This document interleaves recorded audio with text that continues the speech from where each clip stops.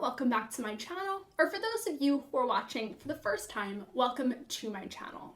On this channel, I make videos about the college and graduate school application processes so that you guys can learn everything you need to know in order to get into the schools of your dreams. In today's video, I'm going to be talking about filling out your college application. Now, I already talked about a part of that in the last video. I talked about your Common App essay and how to write it. And so if you want to learn more about that, please see the video linked in the description box below. But for today's video, I'm going to focus on all the other parts of your college application and how to fill those parts out. Now, to start, it's important to know that there are different application systems for different colleges. I would say the Common Application system is the most popular one, but the Coalition application is pretty popular as well. And then California and Texas schools have their own sort of college application system too.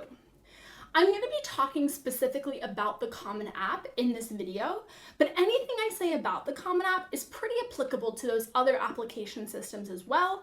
Just be sure to read everything they tell you so you're not making any mistakes. So the first thing I want to talk about is when you can start working on these applications.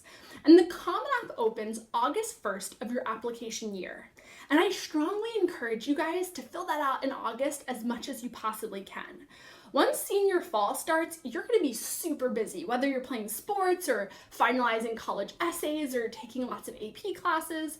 So I think getting a big chunk of that application out of the way in August is your best bet for not being too overwhelmed in the following months. And there are lots of different parts of the Common Application. I would say the easiest parts are things like the demographic section, biographical information, and then they also will ask you questions about schools you've attended, as well as courses you've taken and the grades you've gotten in those courses.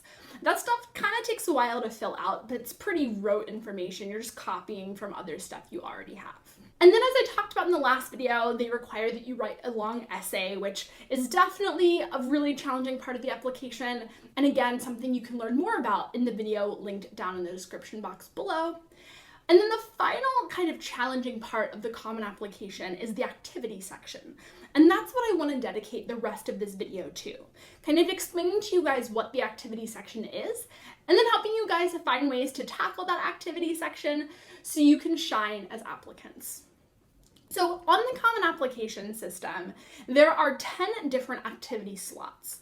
This means that you can fill in up to 10 different things that you've done over the course of your high school career in your application to college.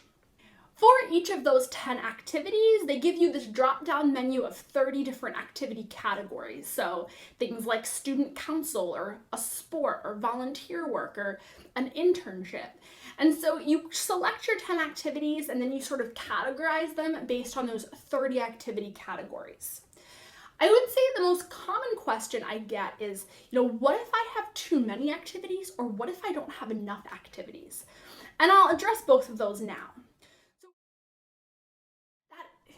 If you don't have 10 high quality activities to put in your Common App, that is absolutely fine. If you fill up 6 or 7 of those slots, but you have really good activities in those slots, things that you've done for a long period of time, maybe things that you've had a lot of achievement in, or maybe have had a leadership role in, let's say, it is completely fine to leave a few of the activity slots blank. That might seem scary and it might be like, oh, I have to put something here, but trust me, in this case, quality is a lot more important than quantity. If you start putting things that are kind of stupid, like I volunteered at a soup kitchen for 3 hours one Saturday, that's not going to sound great, and it's actually going to water down the quality of the rest of the entries that you put in your application activity section. And so I encourage you guys who don't have 10 high quality activities just to leave a few of those slots blank. Now, if you're on the flip side of that, and let's say you have 15 or maybe even 20 really good activities that you want to talk about in your application, you have a few different options. The first option is to categorize activities under one entry. So let's say you were a really active volunteer and you volunteered in an animal shelter, in a hospital, and on some kind of environmental committee. What you can instead do, instead of using 3 different activity slots to talk about those 3 volunteer activities, you can instead label one activity slot volunteering, and then in the description box of that activity, kind of go more into detail about the different types of ways that you volunteered throughout high school. This allows you to put more activities in the activity section while still making sure that they're pretty organized and understandable to the reader. And then let's say though, you have all 20 of your activities are like super different. There's no real way to categorize several of them into one entry. In that case, it's completely appropriate to pick 10 to actually put in the application, and then include a resume with the rest of the activities listed in the additional information section of your application. This way, the reader will get to see those 10 activities in the activity section, but they'll also be able to take a look at your resume and see what other activities you've also participated in that aren't listed in the activity section. So hopefully that helps you guys sort of navigate how to write your activities into the activity section, whether you have too few or too many for that 10 slot limit. The next thing I'm now going to go into is giving some tips and tricks for the most clever ways to fill this section out, ways that are really going to let you shine as an applicant and stand out from your peers. Tip number 1 is use your description boxes wisely. For each of the activities listed in the activity section, you're allotted 150 characters to describing that activity and what you've done as part of that activity. So many students use most of those 150 characters just describing the club or organization that they were a part of.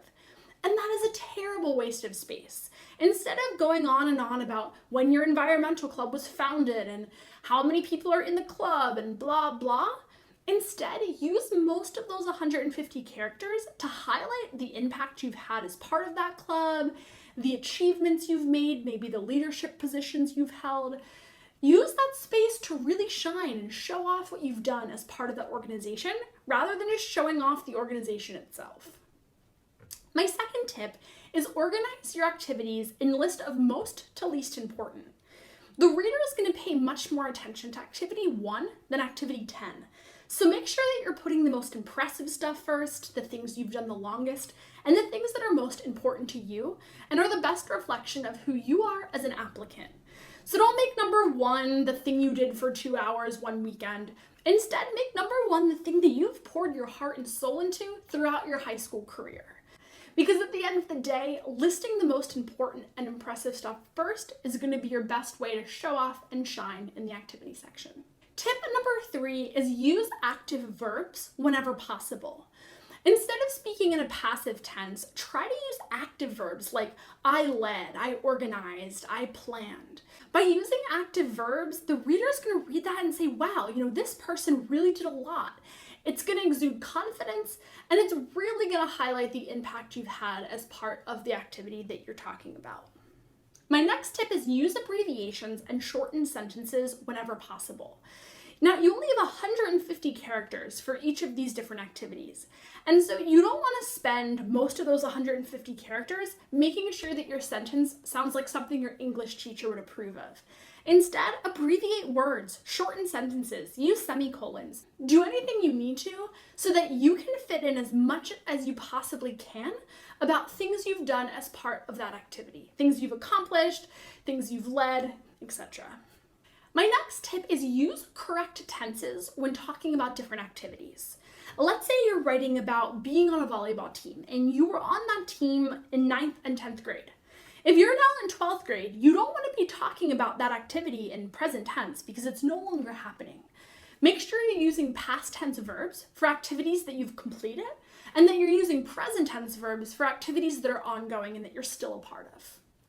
My next tip is don't only list formal extracurriculars. Let's say that for the last 4 years, you have loved creative writing. Every weekend, you spend hour after hour writing a novel or poetry or short stories. You can absolutely include those sorts of activities in your activity section, even though they're not a formal part of your school or community. And so think about things like fine arts, reading, singing, even dancing in your free time.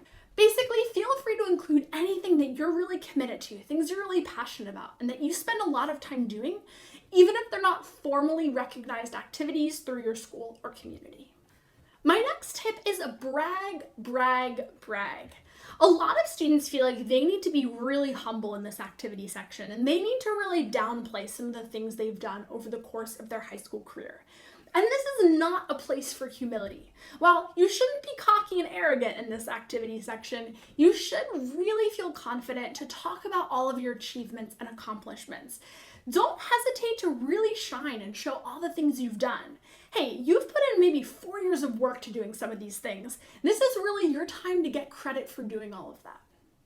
And then my last tip for the activity section is try your best to tell a story. And you might think about this and say, how can I tell a story? I'm just listing some things I've done, like no story to that. And it can be difficult to tell a story with a list of activities. But be mindful of the overall persona that you've created within your application, and make sure that your activity descriptions and your activities themselves really fit into that vibe.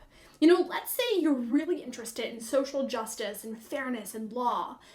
Topics like social justice and all of that should really be woven into some of these activity descriptions so that it sounds like the things you've done are a really cohesive part of who you are as an applicant. Now, not every single activity would probably fit into this cohesive vibe, but try whenever possible to write your activity descriptions in a way that reflects who you are as an applicant and the way that you're presenting yourself as an applicant. And that's really all there is to it. I know that these tips aren't going to write your application section for you, and while it still is a daunting and overwhelming part of the application process, I'm hoping that these tips help to make it a little bit easier and help to sort of clarify how best you should approach this process. If you guys have any questions about anything I said or anything I didn't say, please either comment below or send me an email in the description box below, and I will get back to you guys as quickly as possible. If you learned anything at all from this video, please be sure to hit that like button and subscribe to my channel for more tips and tricks for the college application process. Guys, thank you so much for watching, and I'll see you in the next video.